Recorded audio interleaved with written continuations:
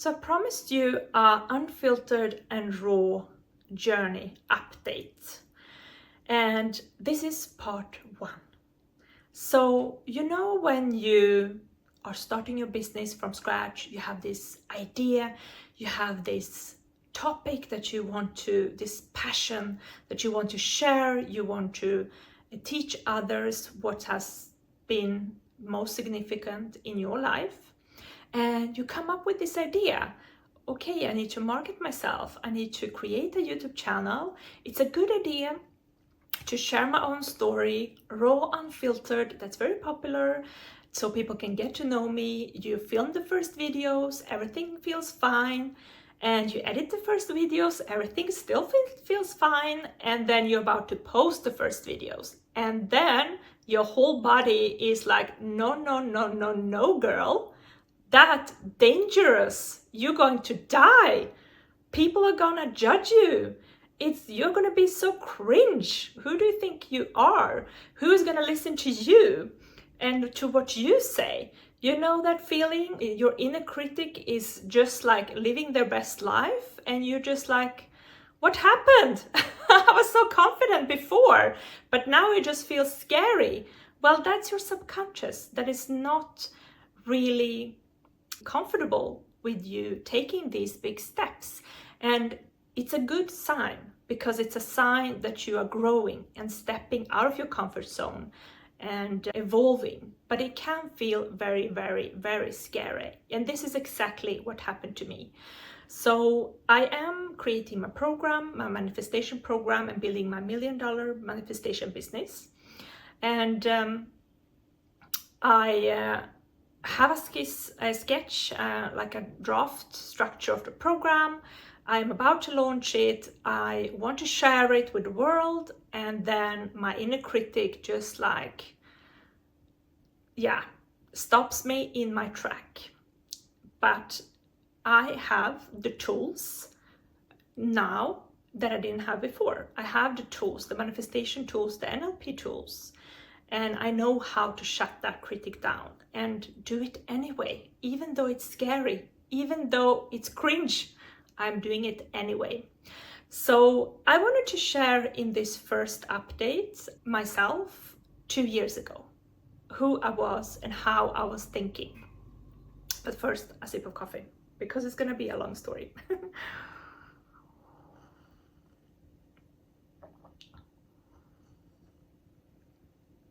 So I studied law when I was very young, and I have always been very ambitious. But I didn't have any role models in entrepreneurship. So getting a good job, working hard, getting a good paycheck, a good position, that was what I was working for. And I was very successful in that. But then I got older and wiser, and things happened in my life that I wanted something more. And I knew I wanted to create a business on my own, but I didn't know exactly what topic I wanted to create it around or what I wanted to share. That took some time for me to land in or recognize, especially recognize my value, I would say, and what I can share with the world that is valuable, because I didn't think that anything was valuable. I didn't think that anything was valuable that I knew. I was just like, yeah, but I mean, it's just this thing. It's not that valuable. Who's gonna pay for that? Like, nobody's gonna pay for that, and nobody's gonna sign up to my things. Those were the thoughts that I had. And then I took the brave steps, because I've always been a brave person, or seen myself as a brave person. So I took brave steps to go out of my comfort zone and still start my business and create my first program. And I created my first program. I bought into a course about how to build online courses. So I bought a very fancy course because I thought, okay, I need the skills. I need to learn how to create an online course if I've never done that before. So I signed up to this course, and I did because I'm a doer, I'm an executor, and I'm very ambitious. So I created the course, I did the modules, I did the market analysis, the avatar of my ideal client, I did all that.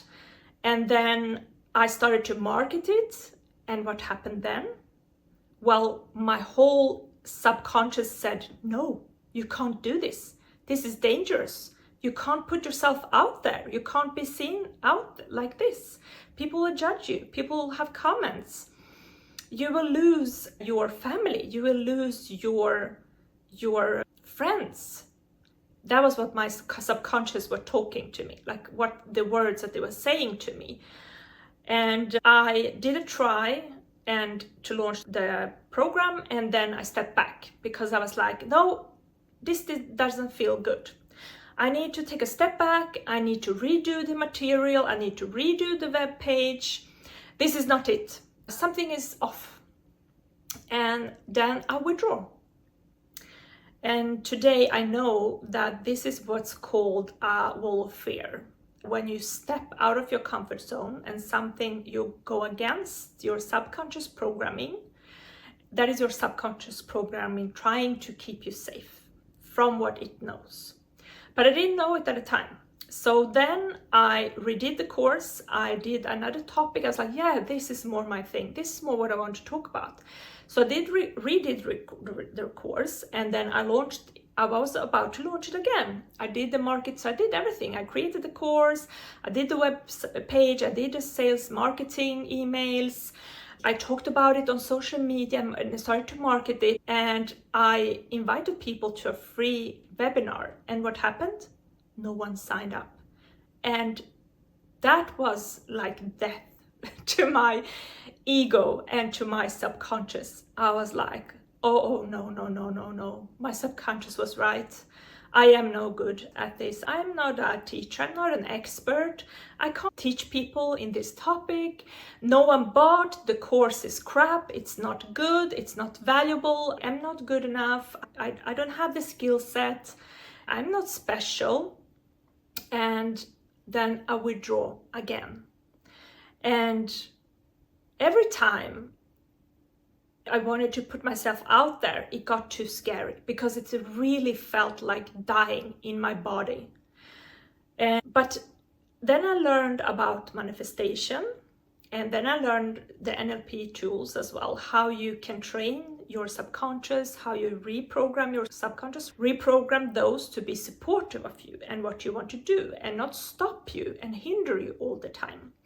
So I went in and I learned those tools and I started to implement them in my life. And then I could easily see that's just my programming and that is not true. And also I realized that if I wanted to make a change in my life, I had to do it anyway, even though it felt cringe, even though it felt scary as hell. I had to put myself out there in this way.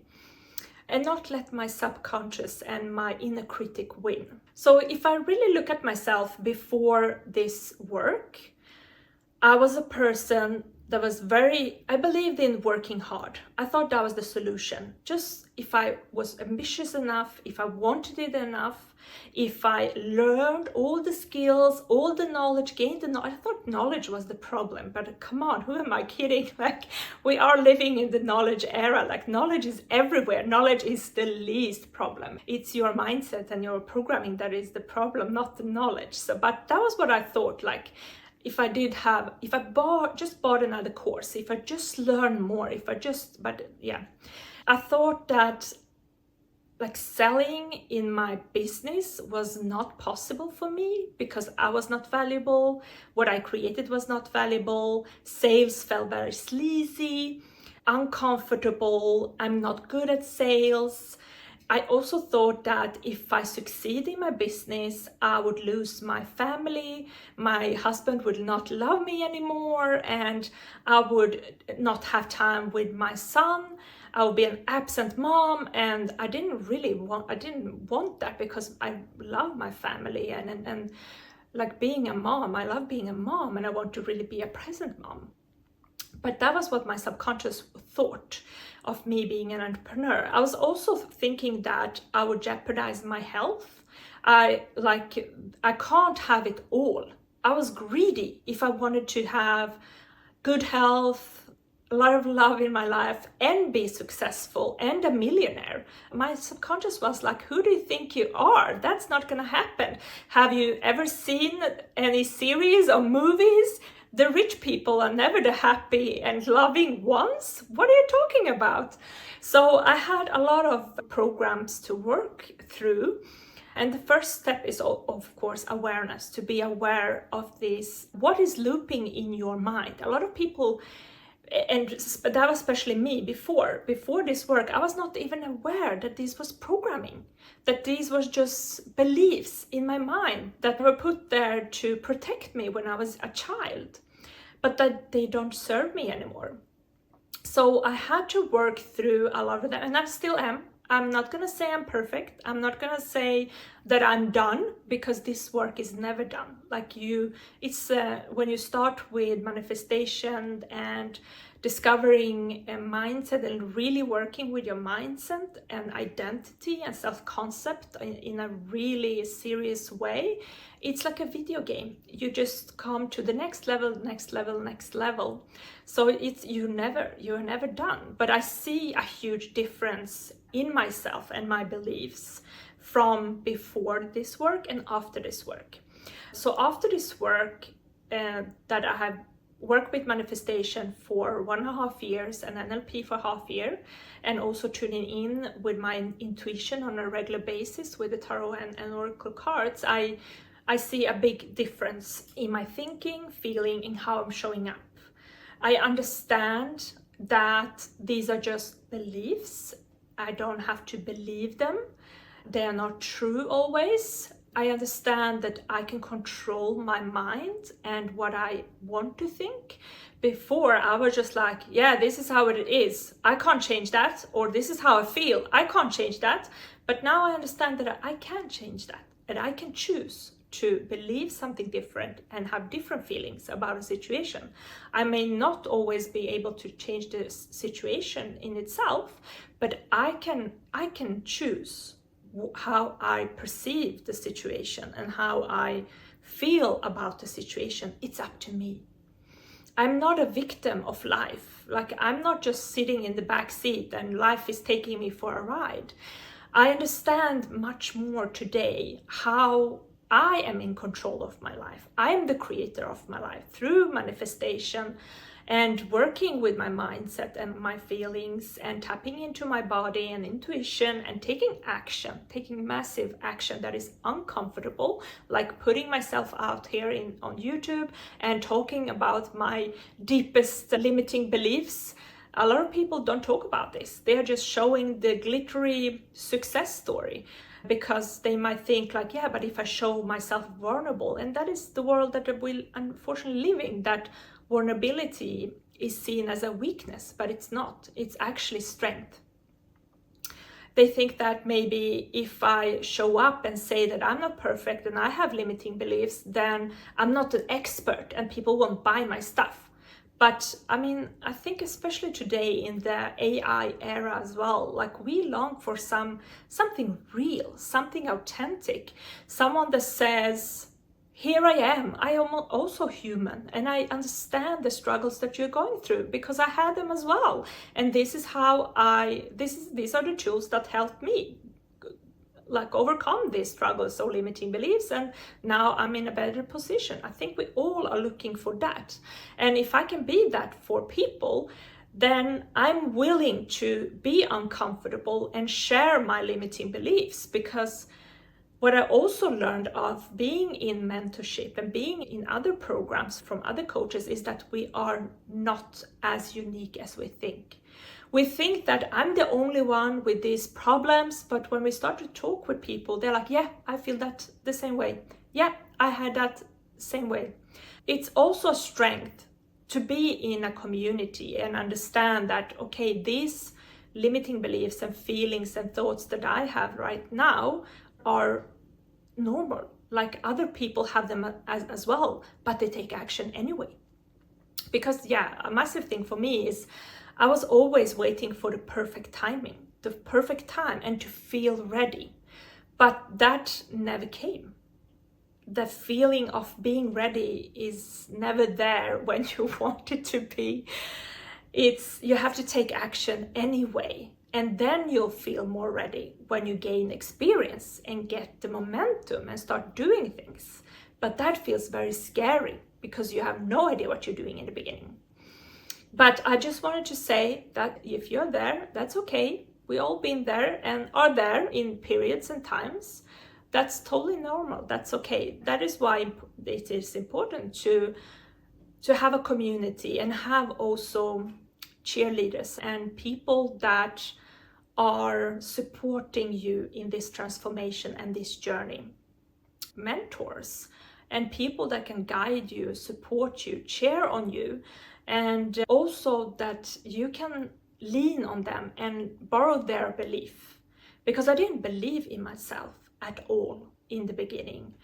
I believed in myself, but I didn't believe in myself as an entrepreneur, and that I could create something valuable and share that with people, and that I can create transformation in people's lives. I didn't believe that at all. But with the help of my mastermind group and community and my mentor, I borrowed their belief in me when I didn't have it myself. And now I believe much more in myself. Do I have days where I don't believe in myself? Of course, I'm human. Life happens. But I don't believe them. When those days arrive, I just know, okay, this is a fluke. And I know that I'll believe in myself the next day or the following day or soon enough. I know that these beliefs that I am not enough, I am not good enough, are not true, because they are not. So that was the first check-in and what I wanted to share with you today. Next step in my journey is to launch my program, and I think I'm gonna do like a pre-launch. I'm gonna do a smaller launch first, and then I'm gonna launch the bigger program.